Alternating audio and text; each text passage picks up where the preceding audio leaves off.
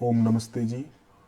अभी जून 2024 का जो पेपर हुआ है आपका योग का, उसके आंसर की आई हुई है और हम उन्हीं के प्रश्नों पर विचार कर रहे हैं कि किन किन प्रश्नों में हम आपत्ति दर्ज करा सकते हैं, फीडबैक डाल सकते हैं, जिससे हमारे जो नंबर है वो कुछ बढ़ पाए।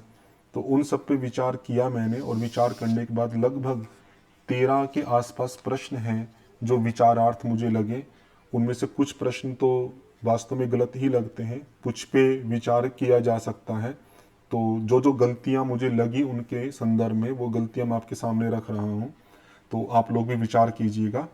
तो मैं अपने ज्ञान के आधार पर रख रहा हूँ, हो सकता है कि मेरा ज्ञान उतना ना हो, उतनी सब चीज़ों को ना देख पाऊँ, तो आप लोग भी अगर कोई बात ऐसी लगती है कि जिस पे मेरा ध्यान नहीं गया हो या मेरी जानकारी में ना हो, तो आप लोग उसको संकेत कर सकते हैं, बता सकते हैं, कमेंट्स के माध्यम से बता सकते हैं, जिससे एक दूसरे की हेल्प हो जाएगी। तो पहला प्रश्न है आपका योग वशिष्ठ का। तो यहाँ पे प्रश्न था कि तुरीय अवस्था प्राप्त करने के लिए किन पद्धतियों का पालन किया जाता है। तो क्वेश्चन का सेंस है कि जो व्यक्ति तुरीय अवस्था प्राप्त करना चाहता है वो किन किन का पालन करें। तो यहाँ पे तुरीय अवस्था से जो योग वशिष्ठ का सिलेबस है आपका, जिसमें ज्ञान भूमिकाएं दी गई है 7, मैं उन्हीं के संदर्भ में ही इसको रिलेट कर रहा हूँ, क्योंकि वहाँ पे उन 7 ज्ञान भूमिकाओं को तुरीय और तुरीयातीत के रूप में बताया गया है। क्योंकि ज्ञान भूमिकाओं की जो व्याख्या है योग वशिष्ठ में 3 स्थानों पे है, उत्पत्ति प्रकरण में भी है, निर्वाण प्रकरण में 2 बार है। तो एक प्रकरण में उनको जागृत, स्वप्न, सुषुप्ति, तुरीय और तुरीयातीत के रूप में प्रस्तुत किया गया है।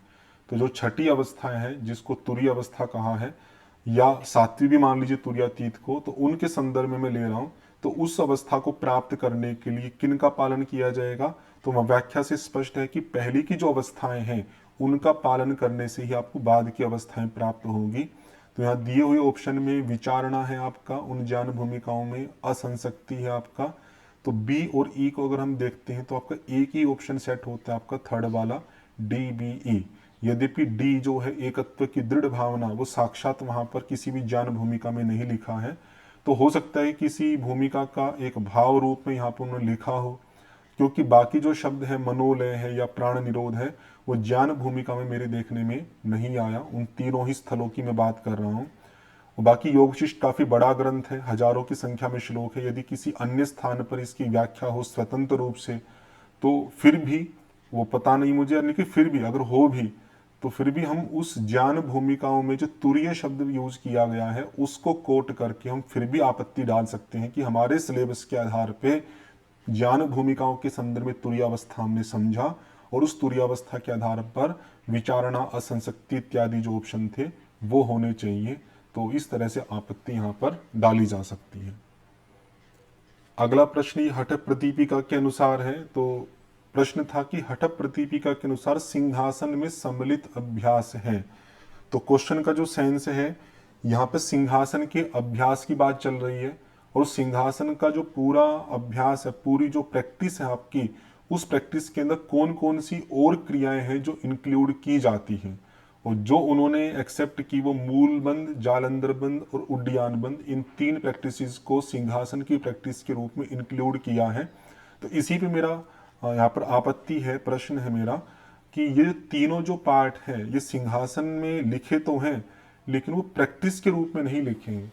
वे जो लिखे हैं आपके, वे लाभ के रूप में लिखे हैं कि सिंहासन करने से ये तीनों जो बंध हैं आपके ये कंप्लीट हो जाते हैं, सिद्ध हो जाते हैं।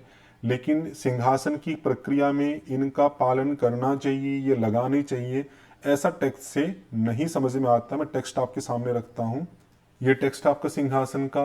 तो यहाँ पे आप संस्कृत तो शायद कुछ लोग ना समझते हो, आप अपनी हिंदी व्याख्या आदि देख के, मैं तो किल सामने रख रहा हूँ, गुल्फौ च वृष्णस्य अधः सेवन्त्याः। तो यहाँ पर कहीं पर भी किसी बंद की बात नहीं है। हस्तौ तु जानवोः संस्थाप्य, यहाँ पर भी बात नहीं है। हाँ, सिंहासनम, तो यहाँ पे देखो, बंध तृतय संधानम कुरुते च आसनोत्तमम, कि ये जो उत्तम आसन है आपका, आसनों में जो उत्तम आसन सिंहासन है, ये 3, तृतय मतलब 3 जो बंध है, मूल बंध, जालंधर बंध, उड्डयन बंध, उनका संधान मतलब उनको सिद्ध करता है। उसकी सिंहासन की प्रक्रिया में इन 3 आसनों की अपेक्षा नहीं है, बल्कि उनको सिद्ध करता है, फल है, इफेक्ट है। तो इसी प्रकार की शब्दावली लिखते हुए आप आपत्ति दर्ज करा सकते हैं कि ये जो क्वेश्चन है आपका, इसके ऑप्शन सही नहीं है तो क्वेश्चन सही नहीं है, इसको कैंसिल किया जाए। अगला प्रश्न इस पे है कि किस प्राणायाम में श्वसन के दौरान श्वास और प्रश्वास में व्यवधान उत्पन्न किया जाता है। यदि हम प्रश्न को समझे तो श्वास प्रश्वास आपके चल रहे हैं, उसका व्यवधान का मतलब है कि श्वास और प्रश्वास का न होना, इसको बोलते हैं व्यवधान। उसको हम दूसरे शब्दों में कहें तो कुंभक शब्द के द्वारा कहा जा सकता है कि कुंभक के द्वारा जो श्वास प्रश्वास की गति में व्यवधान है वो किस प्राणायाम के संदर्भ में किया जाता है। और उन्होंने जो ऑप्शन स्वीकार किया है इसमें वो विलोम प्राणायाम है। और हमारे जो भी टेक्स्ट है सिलेबस में लगे हैं वहाँ मेरे पढ़ने में विलोम प्राणायाम ऐसे नहीं आया है। तो मैंने गूगल किया और विलोम प्राणायाम को गूगल पे जो अलग अलग सोर्सेज उन्होंने अनुलोम विलोम के रूप में दिखाया, और बिल्कुल अलग से विलोम की व्याख्या फिर भी नहीं मिली। उन्होंने अनुलोम विलोम मान के ही उन्होंने इसको एक्सेप्ट किया है। तो मैं भी उसी तरह के मान के कर रहा हूँ। अगर यदि किसी की जानकारी में विलोम प्राणायाम का अलग से कोई है ऑथेंटिक पार्ट के, हाँ इसको विलोम प्राणायाम कहा जाता है, तो वो बता सकते हैं। लेकिन मैं अनुलोम विलोम मान के कह रहा हूँ कि यदि अनुलोम विलोम, जिसमें एक तो सीधी सी बात, एक तो प्राणायाम, उस प्राणायाम में कुंभक का प्रयोग नहीं करते हैं, श्वास का लेना छोड़ना, तो व्यवधान की बात तो नहीं है उसके अंदर। तो व्यवधान की बात करें तो नाड़ी शोधन प्राणायाम है आपका, जो काफी हद तक अनुलोम विलोम से मैच भी करता है, लेकिन साथ में उसमें कुंभक का प्रयोग है जो कई टेक्स्ट में किया गया है। तो उस दृष्टि से नाड़ी शोधन प्राणायाम जो है आपका वो बेटर ऑप्शन बनता है। लय प्राणायाम है, ये भी साक्षात कहीं पढ़ने में नहीं आता है, भ्रामरी आप जानते ही हैं। तो यदि विलोम को एक्सेप्ट करते हैं तो नाड़ी शोधन वाला भी एक्सेप्ट होना चाहिए। तो हो सकता है कि दोनों ऑप्शंस को एक्सेप्ट यहाँ पे किया जाए, या फिर बेटर जो लगता है कुंभक की दृष्टि से मुझे नाड़ी शोधन वाला पार्ट फिर भी बेटर लगता है, तो यहाँ पर भी आपत्ति दर्ज कराई जा सकती है। अगला प्रश्न शिव संहिता वाले में है, एक कुछ आपत्ति है, आप लोग विचार कीजिएगा। इसमें अलग अलग जो मुद्राएं हैं उनके प्रभाव का वर्णन किया गया है। तो इसमें मेरा जो फोकस है वो खेचरी मुद्रा वाले पे है कि खेचरी का प्रभाव दिया कि आलस्य रहित हो जाता है।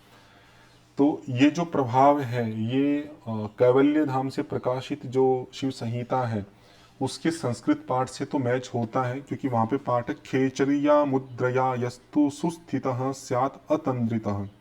तो वह खेचरिया मुद्रया में तृतीय विभक्ति है जो कि साधन के रूप में रखी जाती है कि खेचरी मुद्रा के द्वारा जो व्यक्ति सुस्थित हो जाता है, अतंद्रित हो जाता है। तो वहां तो दिखाई देता है कि खेचरी मुद्रा का लाभ है ये आपका कि सुस्थित हो जाना, या तंद्रा, या था तंद्रा मीन्स आलस्य से रहित हो जाना। लेकिन और भी बहुत सारे पाठ है, जैसे एक पाठ ये है और चौखंबा आदित्य के भी हैं जहाँ पे पाठ आपका अलग है, वहाँ पे तृतीय विभक्ति का प्रयोग नहीं है, वहाँ प्रथमा विभक्ति का प्रयोग है। मुद्रा एषा खेचरी यस्तु सुस्थ चित्त ही अतंद्रितः।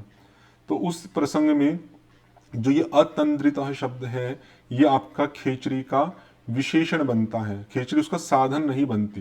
तो ये कहेंगे कि जो व्यक्ति नहीं, सॉरी, खेचरी का विशेषण व्यक्ति का विशेषण बनता है जो खेचरी मुद्रा का पालन करेगा, कि जो तंद्रा से रहित होकर स्वस्थ चित्त होकर खेचरी मुद्रा का पालन करता है, ऐसा अर्थ होगा। और उस संदर्भ में तंद्रा से रहित होना ही खेचरी का लाभ नहीं आता। तो यदि किसी को लगता है कि इस पर आपत्ति डाली जा सकती है तो डाल सकते हैं, पता नहीं वो उसको स्वीकार करेंगे नहीं करेंगे, क्योंकि कैवल्य धाम वाले पाठ से उनका पाठ पुष्ट हो रहा है, लेकिन कुछ और प्रकाशन है जहां से उनका भाव पुष्ट नहीं हो रहा है। तो आप लोग विचार करिएगा, डालना चाहे तो डाल सकते हैं। अगला प्रश्न भगवत गीता के इस प्रश्न पे है, इसमें पूछा है कि किन किन श्लोकों में आहार संबंधी विवरण मिलता है, मतलब आहार की चर्चा की गई है। तो एक तो आहार की चर्चा आपकी छठे अध्याय के 17वें श्लोक में है, युक्ताहार विहारस्य युक्त चेष्टस्य कर्मसु, तो 617 है। लेकिन एक 17वें अध्याय में है आपका, लेकिन उसका जो श्लोक संख्या है 4, ये गलत दी गई है। इसी पर आपत्ति आप कर सकते हैं कि सर श्लोक संख्या जो ऑप्शन ही सही नहीं दिया है, तो ठीक कैसे करेंगे। और इसकी जो सही संख्या आपकी है वो 17वें अध्याय का 8वां नंबर श्लोक से 8, 9, 10 ये 3 श्लोक है जो आपके आहार के संदर्भ में है। आयु सत्व बल आरोग्य सुख प्रीति विवर्धना रस्याः स्निग्धाः स्थिरा हृदय आहाराः सात्विक प्रियाः। और जो 4 नंबर का श्लोक है उसमें आहार की बात नहीं है, उसमें सिंपल कौन किसकी उपासना करते हैं, किसका यजन करते हैं, जैसे सात्विक देवों की करते हैं, राजसिक व्यक्ति यक्ष राक्षसों की करते हैं, वे सब बातें हैं। तो इसमें ऑप्शन गलत होने की आपत्ति डाली जा सकती है कि आहार संबंधी जो एड्रेस दिया आपका वो 4 नंबर आपका सही नहीं है। अगली आपत्ति यहाँ पर है, योग सूत्र का पार्ट है, दृष्टा और दृश्य के संयोग का मुख्य कारण योग सूत्र के अनुसार क्या है। तो दृष्टा दृश्य के संयोग की बात योग के चतुर्व्यूह में आती है और हे हेतु, तो वहाँ हे हेतु को डिफाइन करते हुए बोलते हैं दृष्टि दृश्य यो संयोग हे हेतु, तो वही है शब्द दृष्टा और दृश्य का संयोग। फिर उसी प्रकरण को जब आगे दृष्टा दृश्य को डिफाइन करके चलाते हैं तो उस संयोग का कारण बोलते हैं तस्य हेतु अविद्या। तो और मुख्य कारण भी कहा इन्होंने, तो मुख्य कारण के रूप में जो सही ऑप्शन होना चाहिए आपका वो अविद्या होना चाहिए, लेकिन उन्होंने पंच क्लेश स्वीकार किया है। तो उन्होंने किया क्या है कि अविद्या चूंकि क्लेश का पार्ट है तो ऐसा करके उन पांचों ही क्लेशों को ले लिया। बाकी जो बेटर शब्द था सूत्र के अनुसार वो होना चाहिए था यहाँ पर अविद्या। और चूंकि प्रश्न में मुख्य कारण लिखा है, सिंपल के संयोग का कारण क्या है और क्लेश आदि लिख के, पंच भी ना लिख के सिंपल क्लेश लिखते तो हो सकता था कि अविद्या एक क्लेश है तो इस क्लेश के रूप में स्वीकार कर लिया। लेकिन मुख्य भी लिखा फिर पांचों ही क्लेश लिख रहे हो तो उसकी दृष्टि से वो थोड़ा सा आपत्तिजनक लगता है। तो यहाँ पर इस ऑप्शन के ऊपर आपत्ति दर्ज कराई जा सकती है कि यहाँ मुख्य कारण के रूप में जो सूत्र है तस्य हेतु अविद्या, वो अविद्या होना चाहिए, लेकिन यहाँ पे पंच क्लेश लिखा है तो वो बेटर ऑप्शन आपका नहीं है।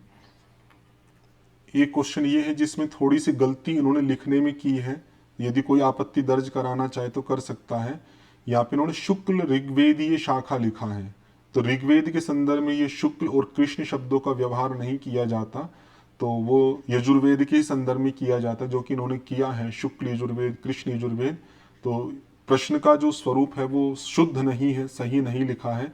यदि किसी का मन हो तो इस पर आपत्ति दर्ज कर सकता है कि शुक्ल ऋग्वेद आदि कोई भी शास्त्र नहीं होता है, सिंपल ऋग्वेद होता है, तो ये शुक्ल जो लिखा है ये गलत है, तो ऑप्शन को कैंसिल कर सकते हैं, या क्वेश्चन में कुछ और चेंज करना चाहे, कैंसिल करना चाहे, वो किया जा सकता है। अगली आपत्ति इस प्रश्न पे है, याज्ञवल्क्य की स्मृति के संदर्भ में इंद्रियों के संयम का क्रम लिखिए। तो जो प्रायश्चित अध्याय है आपका उसमें इंद्रियों के संयम में काफी सारी चीजें लिखी हैं, तो उसमें लगभग काफी कुछ ठीक था, लेकिन ये जो विवेक शब्द था ये इन्होंने गलत लिखा है। जैसे कि मूल मैं आपको दिखा रहा हूं, सत्यम अस्तेयम, तो सत्य तो उन्होंने ऑप्शन नहीं दिया, तो अस्तेय से देखते हैं, अस्तेयम अक्रोध हो, तो अस्तेय हो गया, अक्रोध हो गया सी डी से आपका।